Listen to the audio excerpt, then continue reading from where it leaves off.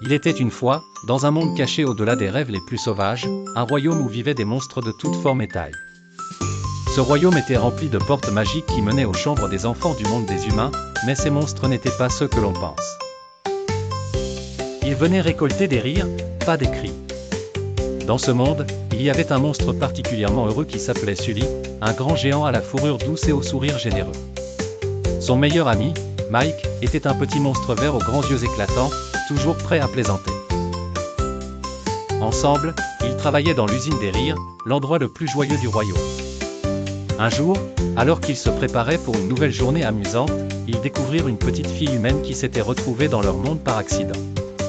Elle s'appelait Boo. Au début, Mike était terrifié, car il avait entendu que les enfants humains étaient toxiques. Mais Sully, avec son grand cœur, voulait comprendre. Ils passèrent la journée à essayer de ramener Boo chez elle, découvrant qu'elle apportait plus de joie et de rire que ne l'avait prévu. Chaque sourire de Boo lumineux illuminait les salles de l'usine, alimentant les réservoirs de rire au maximum. Avec l'aide de leurs amis, ils ouvrirent 1001 portes, chaque fois plus près de la bonne chambre. Boo s'amusait beaucoup, découvrant le monde coloré et éclatant de Monstropolis. Les monstres n'étaient pas les créatures effrayantes dont parlent les histoires, mais des êtres pleins d'affection et de joie. Après beaucoup d'aventures et d'amusements, Sully et Mike trouvèrent enfin la bonne porte pour Boo.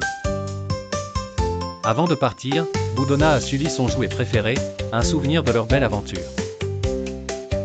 Le retour de Boo dans son monde se fit dans la paix et elle leur envoya un dernier éclat de rire, qui réchauffa les cœurs de tous les monstres rassemblés. Depuis ce jour, les rires résonnèrent plus fort que jamais à Monstropolis. Sully et Mike apprirent que le rire était bien plus puissant que la peur. Plus rien ne fut jamais pareil dans leur monde. Tous les monstres se mirent à chercher non pas à effrayer, mais à amuser les enfants, découvrant ainsi que la vraie magie réside dans la joie partagée.